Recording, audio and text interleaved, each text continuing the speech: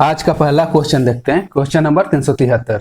देखिए, एक प्रतिरोध की लंबाई L, उसके अनुप्रस्थ भाग का क्षेत्रफल A और प्रतिरोध R है। ठीक, एक अन्य प्रतिरोध जो उसी पदार्थ से बना है, लंबाई L/2 है तथा अनुप्रस्थ भाग का क्षेत्रफल 2A है, तो उसका प्रतिरोध कितना होगा।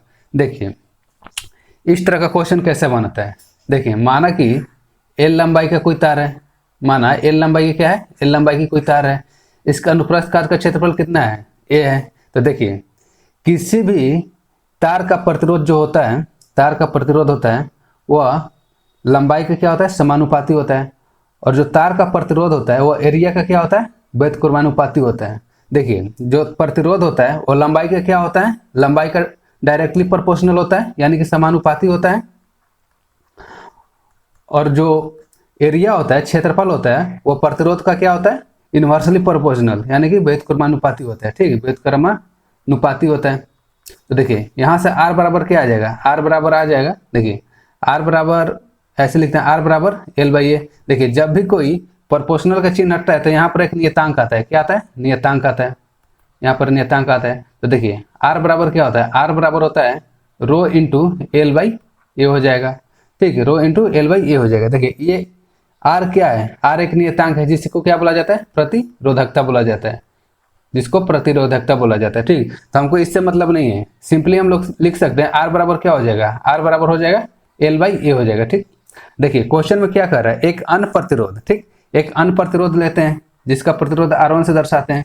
ठीक है, जो उसी पदार्थ से बना है, लंबाई L2 है। ठीक, इसका मान लीजिए लंबाई L1 है और क्षेत्रफल को M मान लेते हैं। ठीक, तो देखिए लंबाई L2 है, L1 बराबर कितना दिया हुआ है, L/2 दिया हुआ है, और अनुप्रस्थ भाग का क्षेत्रफल 2A है। ठीक, अनुप्रस्थ भाग का क्षेत्रफल कितना है, 2A है। तो देखिए, तो R1 बराबर सिंपली क्या हो जाएगा, R1 बराबर सिंपली हो जाएगा L1/A1 हो जाएगा। ठीक है, यहाँ पर मान रख देते हैं, R1 बराबर L1 का मान कितना दिया हुआ है, L1 का मान L/2 दिया हुआ है, और A1 का मान कितना लिए हैं हम लोग, 2A लिए हुए हैं। तो यहाँ से कितना आ जाएगा, R1 बराबर आ जाएगा L/2 इंटू 1/2A आ जाएगा। ठीक है, तो R1 बराबर क्या हो जाएगा, R1 बराबर होगा L/4A। ठीक है, और देखिए जो LA है किसके बराबर है, L/A किसके बराबर है, यदि इसको हम समीकरण 1 ले लेते हैं और इसको समीकरण 2 लेते हैं, तो देखिए L/A किसके बराबर है, L/A है R के बराबर, तो सिंपली लिख सकते हैं R/4। तो यहाँ से इसका आंसर क्या हो जाएगा, 373 का सही आंसर क्या होगा, 373 का सही आंसर होगा B। देखिए, आपको ये जरूर याद रहना चाहिए, जो प्रतिरोध होता है, किसी भी तार का प्रतिरोध होता है वो लंबाई के क्या होता है, समानुपाती होता है। और अनुप्रस्थ काट के क्षेत्रफल का क्या होता है, अनुप्रस्थ काट के क्षेत्रफल का जो प्रतिरोध होता है वो क्या होता है, व्युत्क्रमानुपाती होता है। इसी फॉर्मूला से क्या आ जाएगा, इसका आंसर आ जाएगा। नेक्स्ट क्वेश्चन देखते हैं। देखिए, समीकरण 2Cu + O2 मिलकर क्या बनाता है, 2CuO बनाता है। यह किस टाइप का अभिक्रिया है। देखिए, इसमें क्या हो रहा है, कॉपर और ऑक्सीजन मिलकर क्या बना रहे हैं, कॉपर ऑक्साइड बना रहे हैं। तो देखिए, ये किसका एग्जाम्पल हो जाएगा, ये है संयोजन अभिक्रिया। संयोजन अभिक्रिया में होता क्या है, देखिए संयोजन अभिक्रिया में जब दो या दो से अधिक अभिकारक मिलकर एकल उत्पाद का निर्माण करते हैं, उसको क्या बोला जाता है, संयोजन अभिक्रिया बोला जाता है। देखिए, इसमें दो या दो से अधिक उत्पाद, ठीक है, इसमें संयोजन अभिक्रिया में क्या होता है, दो या दो से अधिक अभिकारक मिलकर क्या बनाते हैं, एकल उत्पाद का निर्माण करते हैं। इधर क्या बोला जाता है, इधर का अभिकारक रहता है, जो लेफ्ट हैंड साइड रहता है उसको क्या बोला जाता है, अभिकारक बोला जाता है, और जो राइट हैंड साइड रहता है उसको क्या बोला जाता है, उत्पाद बोला जाता है। एक इसका एग्जाम्पल हो जाएगा संयोजन अभिक्रिया का। नेक्स्ट एग्जाम्पल देखते हैं। देखिए, नेक्स्ट क्वेश्चन, उस यौगिक का नाम क्या है जिसे सूत्र Al2SO4 त्रिहाई द्वारा व्यक्त किया जाता है। तो सिंपल किसका फॉर्मूला है, एल्युमिनियम सल्फेट का है। तो इसका सही आंसर क्या होगा, 375 का A। एल्युमिनियम सल्फेट को क्या लिखा जाता है, एल्युमिनियम सल्फेट को Al2SO4 थ्राइस। नेक्स्ट क्वेश्चन देखते हैं। देखिए, 12 ओम के एक प्रतिरोध में 1 एम्पियर की स्थिर विद्युत धारा प्रवाहित होती है। तो इस प्रतिरोध में 1 मिनट में प्रवाहित होने वाले आवेश की मात्रा क्या होगा। ठीक, तो देखिए 1 मिनट बराबर क्या होगा, 1 मिनट बराबर हम लोग 60 सेकंड ले लेते हैं। ठीक, देखिए विद्युत धारा बराबर क्या होता है, विद्युत धारा बराबर क्या होता है, Q/T होता है। यानी कि देखिए Q आवेश बटा क्या होता है, समय होता है। ठीक, धारा बराबर क्या होता है, आवेश बटा समय हुआ है। तो देखिए धारा का मान कितना दिया हुआ है, धारा का मान 1 एम्पियर दिया हुआ है। ज्ञात क्या करना है, ज्ञात आवेश करना है, तो आवेश को क्यों रहने देते हैं। अब देखिए टी का मान कितना दिया हुआ है, टी का मान दिया हुआ 60 सेकेंड, तो यहाँ पर सिंपली क्यू बराबर क्या हो जाएगा, 60 गुलाम हो जाएगा। देखिए जो 12 ओम दिया हुआ है वो ऐसे ही दिया हुआ है कंफ्यूज करने के लिए, तो 376 का सही आंसर क्या होगा, ये 60 गुलाम। ठीक है, धारा बराबर क्या होता है, आवेश बटा समय होता है, आई बराबर Q by T. Next question देखते हैं, नेक्स्ट क्वेश्चन देखते हैं 377 नंबर। देखिए 100 वर्षों की अवधि में कितने लीप वर्ष होते हैं, तो इसका सही आंसर क्या होगा, 24। ठीक, 100 वर्षों की अवधि में कितने लीप वर्ष होते हैं, 24 होते हैं। ठीक, लीप वर्ष किसे कहा जाता है, जो 4 से पूर्ण तरह से विभाजित हो जाए, जो 4 से पूर्ण तरह से विभाजित हो जाए उसको क्या बोला जाता है, लीप वर्ष बोला जाता है। नेक्स्ट क्वेश्चन बोलते हैं, देखिए जीवाश्म ईंधन जलने पर मुक्त कार्बन, नाइट्रोजन और सल्फर का ऑक्साइड बनते हैं। ठीक, इसमें इसका सही आंसर क्या होगा, 328 का सही आंसर होगा अम्लीय। देखिए जितने भी अधातु होते हैं, कार्बन, नाइट्रोजन और सल्फर किसके उदाहरण, अधातु के उदाहरण है, किसके उदाहरण है, अधातु के। और जितने भी अधातु होते हैं उनका ऑक्साइड कैसा होता है, देखिए अधातु का ऑक्साइड कैसा होता है, अम्लीय होता है। और जो धातु होता है, धातु का ऑक्साइड कैसा होता है, धातु का ऑक्साइड होता है क्षारीय होता है। नेक्स्ट क्वेश्चन देखते हैं, देखिए गैल्वेनोमीटर किसके लिए प्रयुक्त होता है, तो इसका सही आंसर क्या होगा, विद्युत धारा के दिशा ज्ञात करने में। विद्युत धारा का दिशा ज्ञात करने में किसका उपयोग होता है, गैल्वेनोमीटर का प्रयोग होता है। नेक्स्ट क्वेश्चन देखते हैं, लंदन के लॉर्ड्स की पहली महिला सीईओ कौन थी, क्वेश्चन नंबर 380।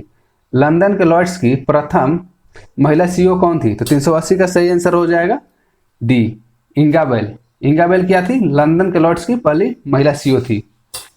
नेक्स्ट क्वेश्चन देखते हैं, देखिए 381 नंबर। एक ट्रक किनारे से फिसलकर 0.8 सेकेंड में जमीन पर गिर जाता है। ठीक, किनारा जमीन से कितना ऊंचा होगा, देखिए सिंपली कैसे बनेगा, एस बराबर फॉर्मूला आता है UT plus half G T x wire होता है। एस क्या हो गया, विस्थापन हो गया, तो हमको ज्ञात क्या करना है, एस ज्ञात करना है। ठीक, यू दिया नहीं हुआ है, यू का मान कितना हो जाएगा, 0 हो जाएगा, 0 इंटू टी प्लस हाफ। देखिए जी का मान कितना दिया हुआ है, जी का मान दिया हुआ है 10 गुने 10, और टाइम कितना दिया हुआ 8 सेकेंड, यहाँ पर कितना हो जाएगा 0.8 का एक्स बार हो जाएगा। देखिए 5 से 2 से 10 5 बार में जाएगा, 5 इंटू 0.64, तो इसका सही आंसर क्या हो जाएगा 3.2। इसका सही आंसर क्या होगा 381 का सही आंसर होगा डी। आई होप आपको समझ में आ गया होगा। देखिए एस बराबर फॉर्मूला आता है UT plus half eighty x wire, लेकिन त्वरण कैसा है, त्वरण गुरुत्वीय त्वरण है, इसी फॉर्मूला पर फिट करने पर क्या आ जाएगा, आंसर इसका आ जाएगा। नेक्स्ट क्वेश्चन देखते हैं, देखिए दो अस्थियां एक दूसरे से किसी अन्य संयोजी ऊतक द्वारा जुड़ी हो सकती है, जिसे क्या कहा जाता है, तो 382 का सही आंसर क्या होगा, देखिए लिगामेंट। स्नायु को क्या बोला जाता है, लिगामेंट बोला जाता है। स्नायु को क्या बोला जाता है, लिगामेंट्स बोला जाता है। देखिए दो अस्थियां यानी कि अस्थि और अस्थि, अस्थि और अस्थि किससे जुड़े रहते हैं, तो देखिए अस्थि और अस्थि को कौन जुड़ा रहता है, स्नायु जुड़ा रहता है। कौन जुड़ा रहता है, स्नायु, इसको क्या बोला जाता है, लिगामेंट्स बोला जाता है। देखिए क्वेश्चन ये भी पूछता है कि अस्थि और मांसपेशियां किससे जुड़े रहते हैं, अस्थि और मांसपेशियां किससे जुड़ा रहते हैं, तो इसका सही आंसर क्या होगा, देखिए जो अस्थियां और मांसपेशियां होती है वो किससे जुड़े रहते हैं, टेंडन से। किससे जुड़े रहते हैं, टेंडन से। देखिए इसके याद करने का ट्रिक क्या है, देखिए यहाँ पर सिंपली आप आलू लिख सकते हैं, आलू, अस्थि टू अस्थि लिगामेंट होता है। यहाँ पर आप मैथ से याद कर सकते हैं ट्रिक, मांसपेशिया टू अस्थि कौन जोड़ता है, टेंडन जोड़ता है। आई होप आपको ये समझ में आ गया होगा। 382। नेक्स्ट क्वेश्चन देखते हैं 383 नंबर। 10 ओम प्रतिरोध के 0.5 एम्पियर की धारा प्रवाहित हो रही है, इस प्रतिरोध में से 1 मिनट में प्रवाहित होने वाले आवेश की मात्रा क्या है, ये भी देखिए रिपीट क्वेश्चन है। आई बराबर क्या होता है, आई बराबर सिंपली क्यू बाई टी होता है। आई का मान कितना दिया हुआ है, 0.5 एम्पियर दिया हुआ है। ठीक, हमको ज्ञात क्या करना है, ज्ञात क्यू करना है, आवेश की मात्रा ज्ञात करना है। अब देखिए टाइम कितना दिया है 1 मिनट, इसको हमेशा सेकेंड में बदलेंगे, यहाँ पर कितना होगा 60 सेकेंड, तो क्यू बराबर क्या होगा 30 कुलाम्ब हो जाएगा। ठीक है, आवेश का ऐसा ही मात्रा क्या होता है, कुलाम्ब, तो इसका सही आंसर क्या होगा 383 का सही आंसर हो जाएगा ए, 30 कुलाम्ब। देखिए नेक्स्ट क्वेश्चन आता है, परमाणु संख्या 57 वाला तत्व किससे संबंधित होता है, इसका सही आंसर क्या होगा डी ब्लॉक तत्व से। डी ब्लॉक तत्व को और क्या बोला जाता है, देखिए डी ब्लॉक तत्व को और संक्रमण तत्व बोला जाता है। क्या बोला जाता है, संक्रमण तत्व बोला जाता है, संक्रमण तत्व बोला जाता है। नेक्स्ट क्वेश्चन देखते हैं, पुली चिंतला जल विद्युत परियोजना किस नदी पर स्थित है? इसका सही आंसर क्या होगा? कृष्णा नदी पर स्थित है। पुली चिंतला जल विद्युत परियोजना किस नदी पर स्थित है? कृष्णा नदी पर स्थित है। नेक्स्ट क्वेश्चन देखते हैं, देखिए इथेनॉल को ईथेन में परिवर्तित करने के लिए डिहाइड्रेटिंग एजेंट के रूप में किसका प्रयोग किया जाता है? इसका सही आंसर क्या होगा? सांद्र सल्फ्यूरिक अम्ल। सांद्र सल्फ्यूरिक अम्ल का प्रयोग इथेनॉल को ईथेन से परिवर्तित करने के लिए डिहाइड्रेटिंग एजेंट के रूप में उपयोग किया जाता है। नेक्स्ट क्वेश्चन देखते हैं, देखिए दिव्यांगों के लिए कौन सी राज्य सरकार विश्व का पहला आईटी परिसर स्थापित करेगा? तो 387 का सही आंसर क्या होगा? तेलंगाना। दिव्यांगों के लिए कौन सा राज्य सरकार पहला आईटी सेक्टर स्थापित करेगा? इसका सही आंसर क्या होगा? तेलंगाना। देखिए तेलंगाना के राजधानी कहाँ? अभी तेलंगाना की राजधानी है हैदराबाद। ठीक, अभी तेलंगाना के वर्तमान में राज्यपाल कौन है? तेलंगाना के वर्तमान में राज्यपाल कौन है? तमिलसाई सौंदरराजन। तमिलसाई सौंदरराजन, ठीक है। देखिए और तेलंगाना का भी सीएम कौन है? तेलंगाना का सीएम के चंद्रशेखर राव है, ठीक है। तो देखिए दिव्यांगों के लिए कौन सी राज्य सरकार विश्व का पहला आईटी परिसर स्थापित करेगा? आंसर क्या होगा? तेलंगाना। तेलंगाना की राजधानी क्या है? हैदराबाद है। वर्तमान में उनके राज्यपाल कौन है? तेलंगाना के राज्यपाल है तमिलसाई सौंदरराजन है, ठीक। और यहाँ के सीएम कौन है? के चंद्रशेखर राव है। देखिए नेक्स्ट क्वेश्चन पाते हैं, ऑडोमीटर का उपयोग किसके लिए होता है? देखिए ऑडोमीटर का उपयोग दूरी मापने के लिए किया जाता है। तो 388 का सही आंसर क्या होगा? ए। ऑडोमीटर से क्या मापा जाता है? ऑडोमीटर से दूरी मापा जाता है। नेक्स्ट क्वेश्चन देखते हैं, गेटवे ऑफ इंडिया कहाँ स्थित है? तो गेटवे ऑफ इंडिया कहाँ स्थित है? मुंबई में स्थित है। और नई दिल्ली में क्या स्थित है? India Gate. इसमें आप कंफ्यूज मत होइएगा, नई दिल्ली में क्या स्थित है? India Gate. और गेटवे ऑफ इंडिया कहाँ स्थित है? गेटवे ऑफ इंडिया मुंबई में स्थित है। नेक्स्ट क्वेश्चन देखते हैं, देखिए भारत के संविधान की मसौदा समिति के अध्यक्ष कौन थे? भारत के संविधान की मसौदा समिति के अध्यक्ष कौन थे? इसका सही आंसर क्या होगा? डी। 390 का सही आंसर क्या होगा? डी, भीमराव अंबेडकर थे। नेक्स्ट क्वेश्चन देखते हैं, देखिए आयरन 3 ऑक्साइड का रासायनिक सूत्र क्या है? तो आयरन 3 ऑक्साइड का रासायनिक सूत्र क्या है? Fe2O3। इसको और क्या बोला जाता है? इसको बोला जाता है हेमेटाइट। इसको क्या बोला जाता है? हेमेटाइट बोला जाता है। नेक्स्ट क्वेश्चन देखते हैं, देखिए 35, 53 और 85 की परमाणु संख्या वाला तत्व किस ग्रुप के हैं? तो इसका सही आंसर क्या होगा? हैलोजन होगा। 35, 53 और 85 की परमाणु संख्या वाला तत्व किसके हैं? हैलोजन के हैं। हैलोजन किस ग्रुप में आता है? हैलोजन आता है 17वां वर्ग में, 17वां ग्रुप में आता है। नेक्स्ट क्वेश्चन देखते हैं, देखिए किसी बंदूक से बुलेट दागे जाने पर बुलेट की गतिज ऊर्जा क्या होती है? इसका सही आंसर क्या होगा? बंदूक की तुलना में बहुत अधिक होती है। इसका सही आंसर क्या होगा? सी, बंदूक की तुलना में अधिक होती है। नेक्स्ट क्वेश्चन देखते हैं, देखिए यह भी रिपीट क्वेश्चन है, 394 नंबर, 2-3 बार रिपीट हो चुका है। देखिए निम्न में से कौन सा प्रकृति में अकेले नहीं कभी नहीं पाया जाता? इसका सही आंसर क्या होगा? बल। देखिए जो बल है हमेशा युग्म में रहता है, बल हमेशा किस में रहता है? युग्म में रहता है। बल कभी भी प्रकृति में अकेले रूप में नहीं पाए जा सकते, तो इसका सही आंसर क्या होगा? बल। नेक्स्ट क्वेश्चन देखते हैं, 395 नंबर, देखिए अर्जुन पुरस्कार जीतने वाली दूसरी भारतीय महिला फुटबॉल खिलाड़ी कौन है? तो इसका सही आंसर क्या होगा? ओइनम बेमेम देवी। देखिए अगर क्वेश्चन ये पूछ दे कि प्रथम भारतीय महिला क्रिकेट खिलाड़ी, अगर प्रथम पूछ दे तो प्रथम आंसर क्या होगा? शांति मलिक। प्रथम कौन थी? शांति मलिक थी। और इनको कब दिया गया था? 1983 में दिया था, 1983 में दिया गया था, ठीक है। देखिए जो अर्जुन पुरस्कार है, अर्जुन पुरस्कार कब से दिया जाता है? अर्जुन पुरस्कार दिया जाता है 1961 से दिया जाता है, ठीक है। देखिए क्वेश्चन ये भी पूछता है कि अर्जुन पुरस्कार में जो पुरस्कार की राशि होती है तो कितना होता है? देखिए अर्जुन पुरस्कार में पुरस्कार की राशि कितना होता है? पुरस्कार का राशि होता है 5 लाख होता है, ठीक है। पुरस्कार की राशि कितना होता है? 5 लाख होता है। लेकिन देखिए 2020 में इसकी राशि को बढ़ा दिया गया है। अब जो पुरस्कार की राशि है 5 लाख से बढ़कर कितना हो गया? 5 लाख से बढ़कर हो गया 15 लाख। तब ये भी साथ में याद कर लीजिएगा, ठीक। तो देखिए अर्जुन पुरस्कार जीतने वाली दूसरी भारतीय महिला फुटबॉल खिलाड़ी कौन थी? तो दूसरी भारतीय महिला फुटबॉल खिलाड़ी कौन थी? ओइनम बेमेम देवी। अगर प्रथम पूछते हैं तो प्रथम कौन थी? शांति मलिक। इनको कब दिया गया था? 1983 में। और अर्जुन पुरस्कार कब से प्रदान किया जाता है? देखिए अर्जुन पुरस्कार 1961 से प्रदान किया जाता है, ठीक है। और जो अर्जुन पुरस्कार की पुरस्कार राशि है कितना है? 5 लाख वाला था, अब बढ़ाकर कितना कर दिया गया? 15 लाख। नेक्स्ट क्वेश्चन देखते हैं, देखिए 396 नंबर, घर्षण बल कार्य करता है, किस पर कार्य करता है? बल की दिशा के लंबवत, नहीं होगा। बल की दिशा के किसी कोण पर, ये भी नहीं होगा। बल की दिशा में ये भी नहीं होगा। इसका सही आंसर क्या होगा? डी। देखिए घर्षण बल हमेशा कहाँ कार्य करता है? घर्षण बल हमेशा दिशा के विपरीत काम करते हैं। तो 396 का आंसर क्या हो जाएगा? डी हो जाएगा। नेक्स्ट क्वेश्चन देखते हैं।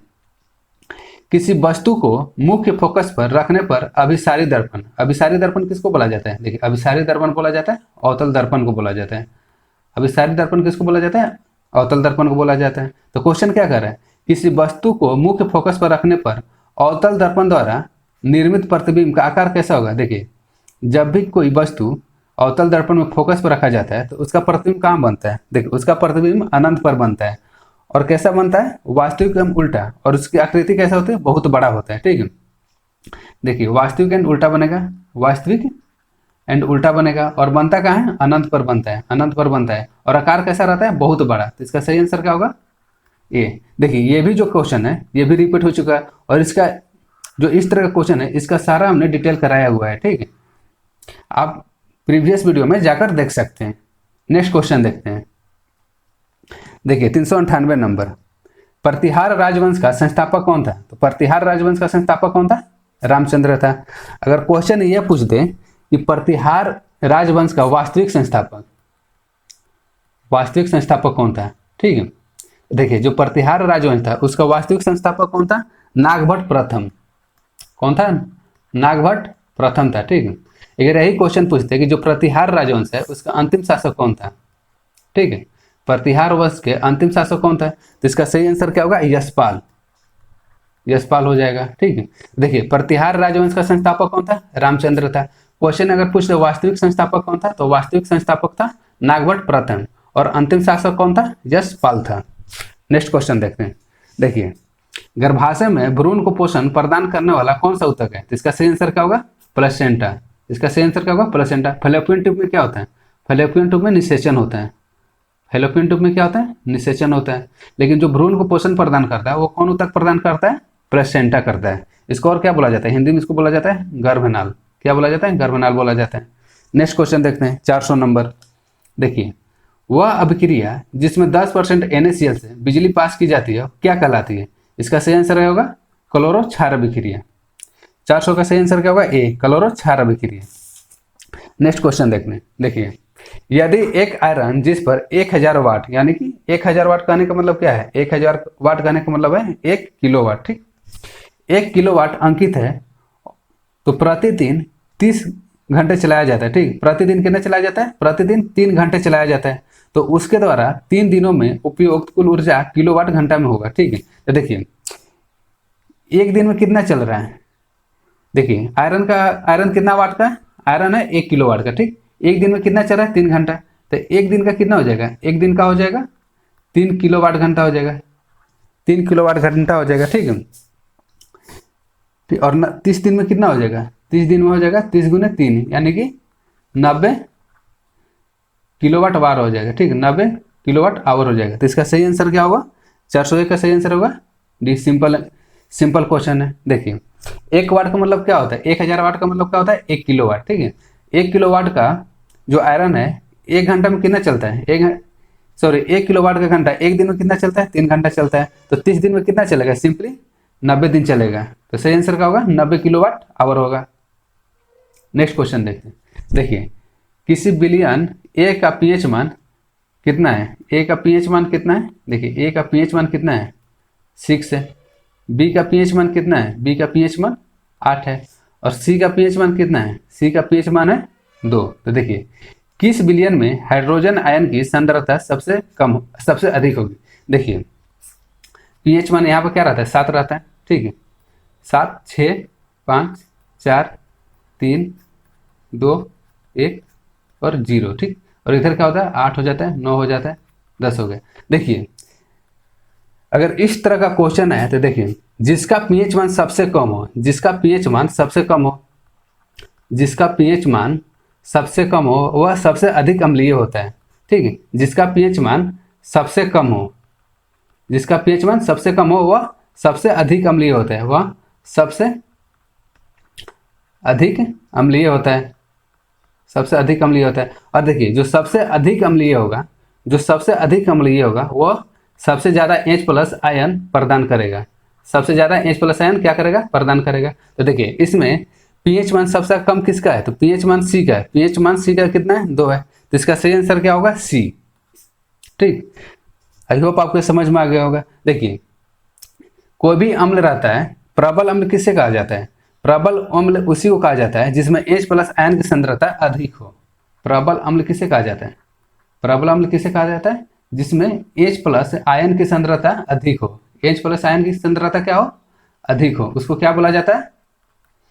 प्रबल अम्ल बोला जाता है। तो क्वेश्चन क्या कर रहा है? देखिए एक विलियन ए है जिसका पीएच मान कितना है? 6 है। बी का पीएच मान कितना है? 8 है। और सी का पीएच मान कितना है? 2 है। देखिए सबका पीएच मान, सबसे कम पीएच मान किसका है? सी का है, 2 है। और जिसका भी पीएच मान कम होगा वो H प्लस आयन सांद्रता ज्यादा होगा उसका। तो इसका सही आंसर क्या होगा? सी। 402 का सही आंसर क्या होगा? सी। देखिए नेक्स्ट क्वेश्चन देखते हैं। भारत में सबसे पुराना तेल क्षेत्र, ठीक है, भारत में सबसे पुराना तेल क्षेत्र कौन से राज्य में स्थित है? इसका सही आंसर क्या होगा? असम। असम में कौन सा जगह है? डिगबोई। असम में डिगबोई होगा। ठीक है, नेक्स्ट क्वेश्चन देखते हैं। 404 नंबर। कन्याकुमारी में स्थित सबसे बड़ा पवन ऊर्जा संयंत्र कितने मेगावाट बिजली का उत्पादन करता है? इसका सही आंसर क्या होगा? 1500 मेगावाट। कितना मेगावाट का बिजली उत्पादन करता है? 1500 मेगावाट का। नेक्स्ट क्वेश्चन देखते हैं। 405 नंबर। देखिए निम्न में से किसमें मुकुलन द्वारा प्रजनन होता है? देखिए ये भी क्वेश्चन रिपीट है। मुकुलन किसे कहते हैं? देखिए मुकुलन मतलब क्या होता है? सिंपली क्या होता है? शरीर में एक उभार टाइप का आ जाता है और वही जो शरीर का कोई अंग कट कर क्या बना लेता है? नया जीव बना लेता है। इसका सही आंसर क्या होगा? 405 का सही आंसर होगा सी।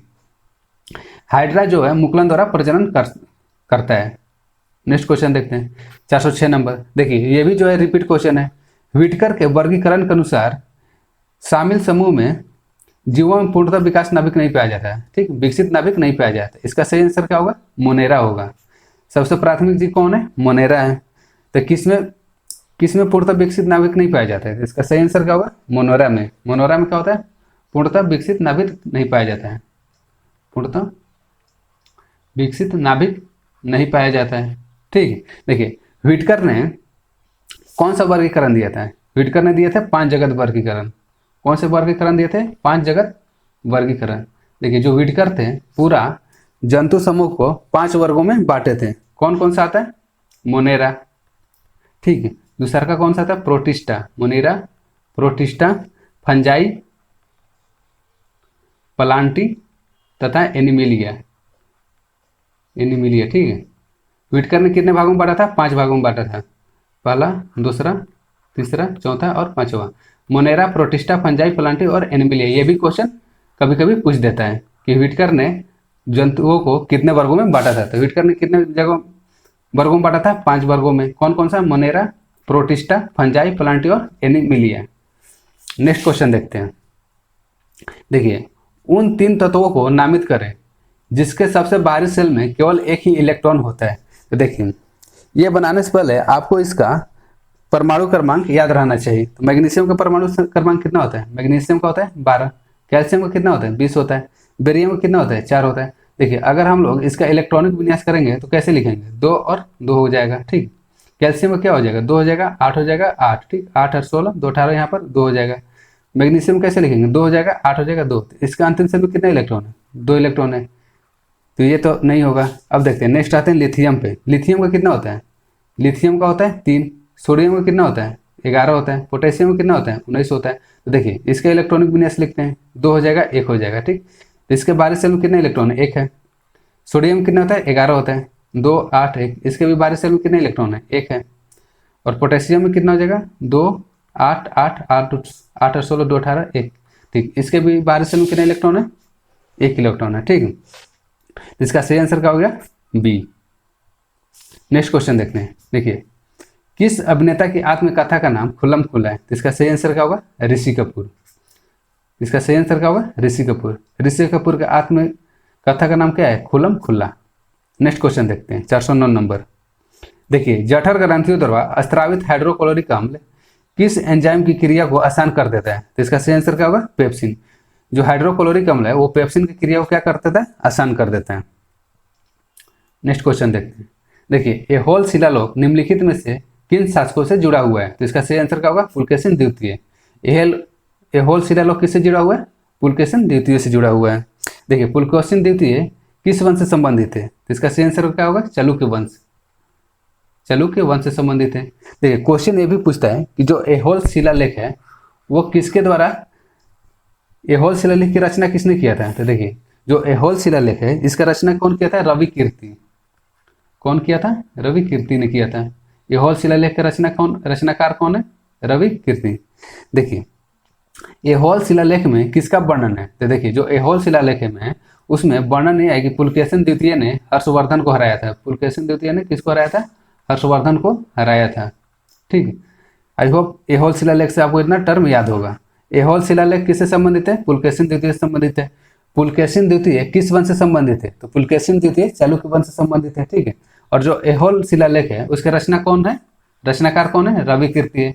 और एहोल शिलालेख में किसका वर्णन है? देखिए एहोल शिलालेख में वर्णन यह है कि पुलकेशिन द्वितीय ने हर्षवर्धन को हराया था।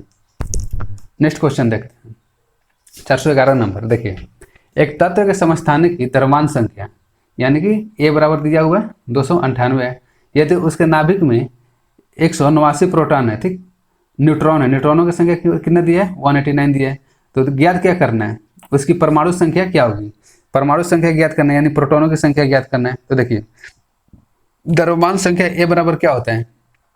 न्यूट्रॉन प्लस प्रोटॉन होता है। ठीक, ए का मान कितना दिया है? 298 दिया हुआ है। न्यूट्रॉन का मान कितना दिया है? 189 दिया है, प्लस प्रोटॉन हमको ज्ञात करना है। तो सिंपली प्रोटॉन बराबर क्या हो जाएगा? 289 माइनस 189। तो इसका सही आंसर क्या होगा? 411 का सही आंसर होगा 109। ठीक है, आपको ये फॉर्मूला याद रहना चाहिए। देखिए द्रव्यमान संख्या बराबर क्या होता है? द्रव्यमान संख्या बराबर होता है न्यूट्रॉनों की संख्या प्लस प्रोटॉनों की संख्या। तो देखिए द्रव्यमान संख्या दिया हुआ कितना? द्रव्यमान संख्या दिया हुआ है 298। न्यूट्रॉनों की संख्या कितना दिया हुआ है? 189। और प्रोटॉन हमको ज्ञात करना है। तो प्रोटॉन बराबर क्या हो जाएगा? 289 माइनस 189। तो इसका सही आंसर क्या होगा? 109 आंसर। नेक्स्ट क्वेश्चन देखते हैं 412 नंबर। देखिए लिटमस विलयन किससे निष्कासित किया जाता है? तो इसका सही आंसर क्या होगा? देखिए ये भी जो है रिपीट क्वेश्चन है। लिटमस विलयन किससे निष्कासित किया जाता है? लाइकन से निष्कासित किया जाता है। ठीक है, अगर क्वेश्चन ये पूछ ले कि लिटमस का रंग कैसा होता है? तो देखिए जो लिटमस का रंग होता है वो कैसा होता है? बैंगनी कलर का होता है। नेक्स्ट क्वेश्चन देखते हैं। देखिए आदि इतिहास और इतिहास के बीच की अवधि को क्या कहा जाता है? तो 413 का सही आंसर क्या होगा? प्राग इतिहास होगा। देखिए आदि इतिहास किससे बोला जाता है?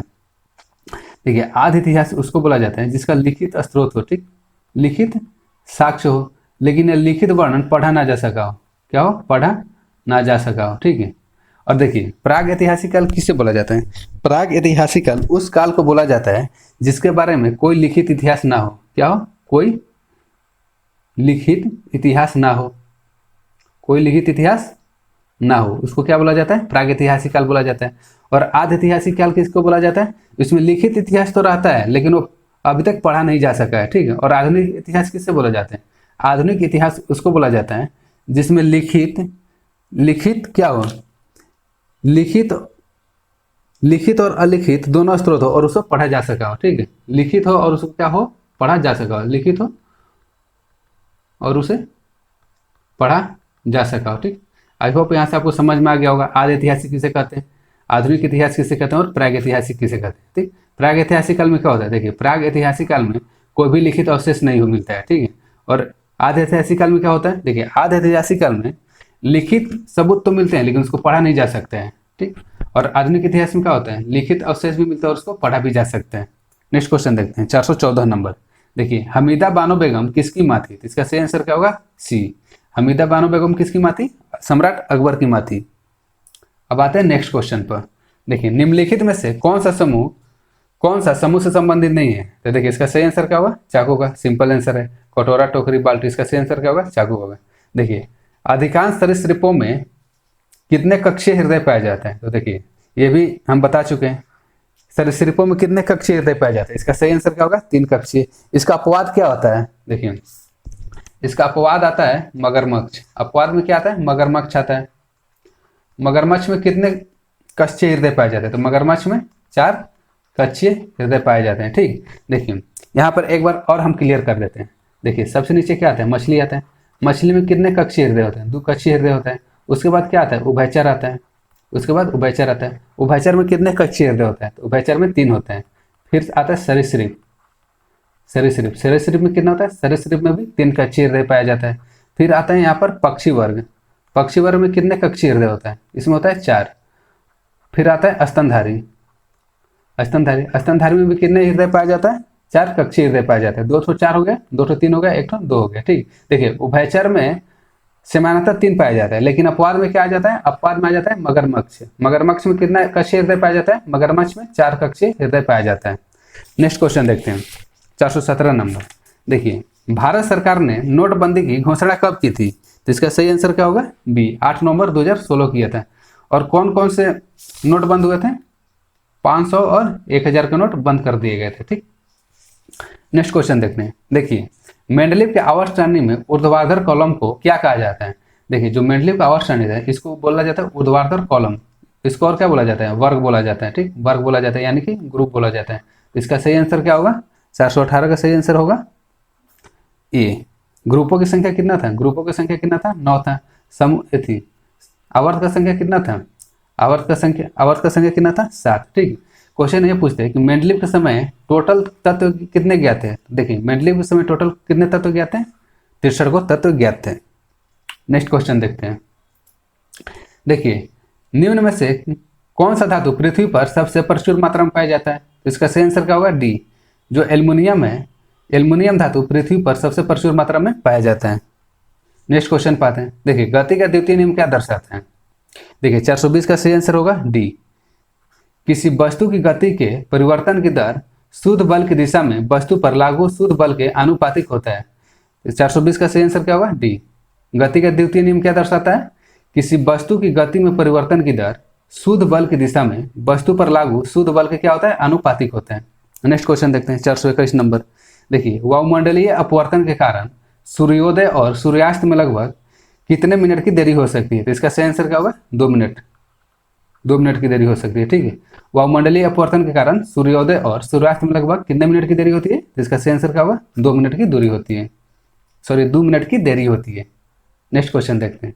देखिए, भारत की पहली फीचर फिल्म राजा हरिश्चंद्र है। राजा हरिश्चंद्र की सार्वजनिक स्क्रीनिंग कब की गई थी? तो इसका सही आंसर क्या होगा? 422 का सही आंसर होगा 21 अप्रैल 1913 को, यानी कि ए होगा। देखिए, राजा हरिश्चंद्र कैसी फिल्म थी? ये थी मूक फिल्म। मूक फिल्म, ठीक है। मूक फिल्म करने का मतलब क्या है? ये थी साइलेंट फिल्म, इसमें आवाज़ नहीं था। ये कैसी फिल्म थी? साइलेंट फिल्म थी। ठीक है, साइलेंट फिल्म थी। देखिए, क्वेश्चन कभी कभी ये भी पूछ देते हैं, जो राजा हरिश्चंद्र फिल्म था उसके डायरेक्टर कौन थे? तो इसके डायरेक्टर कौन थे? दादा साहेब फाल्के। दादा साहेब फाल्के थे। अगर क्वेश्चन ये पूछ दे कि भारत के प्रथम बोलती फिल्म कौन थी? देखिए, भारत की जो प्रथम बोलती फिल्म थी वो कौन थी? आलम आरा। कौन थी? आलम आरा। भारत की प्रथम बोलती फिल्म कौन थी? आलम आरा। इसके डायरेक्टर कौन थे? तो देखिए, इसके डायरेक्टर थे आरदेसर ईरानी। आरदेसर ईरानी। ठीक, तो देखिए, राजा हरिश्चंद्र का सार्वजनिक स्क्रीनिंग कब किया था? कब किया गया था? 21 अप्रैल 1913 को किया गया था। यह कैसा फिल्म था? यह साइलेंट फिल्म था जिसमें आवाज नहीं था। राजा हरिश्चंद्र फिल्म के डायरेक्टर कौन थे? दादा साहेब फाल्के थे। ठीक है, और भारत के प्रथम बोलती फिल्म कौन थी? आलम आरा। ठीक, और इसके डायरेक्टर कौन थे? आरदेसर ईरानी। नेक्स्ट क्वेश्चन देखते हैं, 423 नंबर। देखिए, निम्न में से कौन सा मानवों में पुरुष प्रजनन प्रणाली का हिस्सा नहीं है? तो इसका सही आंसर क्या होगा? अंडाशय। अंडाशय किसका हिस्सा है? यह होता है स्त्री प्रजनन तंत्र का। किसका होता है? स्त्री प्रजनन तंत्र का होता है। तो इसका सही आंसर क्या होगा? अंडाशय। अंडाशय क्या है? मानव में पुरुष प्रजनन प्रणाली का हिस्सा नहीं है। नेक्स्ट क्वेश्चन देखते हैं, 424 नंबर। देखिए, आधुनिक आवर्त सारणी के छठे आवर्त में कितने तत्व मौजूद होते हैं? तो देखिए, आवर्तों में मौजूद तत्वों को कैसे लिखा जाता है? मैक्सिमम कितना होता है? देखिए, पहले आवर्त में कितना होते हैं? 2 होते हैं। दूसरे आवर्त में 8, तीसरे आवर्त में 8। ठीक है, 2 8 8 18 18 32। ठीक है, 2 किस में रहते हैं? प्रथम आवर्त में रहते हैं। प्रथम आवर्त में कितने रहते हैं? 2 रहते हैं। दूसरे आवर्त में कितने रहते हैं? 8 रहते हैं। ये हो गया तीसरे आवर्त में। ठीक है, ये हो गया चौथे आवर्त में। ये हो गया 5वें आवर्त में। और 32 कितने में आ गया? 6वें आवर्त में। 6वें आवर्त में। तो इसका सही आंसर क्या होगा? 32 होगा, ऑप्शन नंबर सी। तो देखिए, आवर्तों में जो अधिकतम तत्व मौजूद होते हैं उसको किस तरह से ज्ञात किया जाता है? 2, 8, 8, 18, 18, 32। ठीक है। प्रथम आवर्त में कितने तत्व होते हैं? प्रथम आवर्त में 2 तत्व होते हैं। दूसरा आवर्त में कितने होते हैं? दूसरा आवर्त में 8 तत्व होते हैं। तीसरा आवर्त में भी 8 होते हैं। चौथे पांचवें में कितने होते हैं? चौथे और पांचवें में 18 तत्व होते हैं। और छठवें में कितने तत्व होते हैं? 32 तत्व होते हैं। आज का सेशन यहीं तक रहने देते हैं। अगर आपको ये वीडियो अच्छा लगता है तो आप हमें कमेंट बॉक्स में जरूर बताइएगा। ऐसे ही बने रहिए लास्ट मोमेंट रिवीजन के साथ। मिलते हैं दोस्तों नेक्स्ट वीडियो में।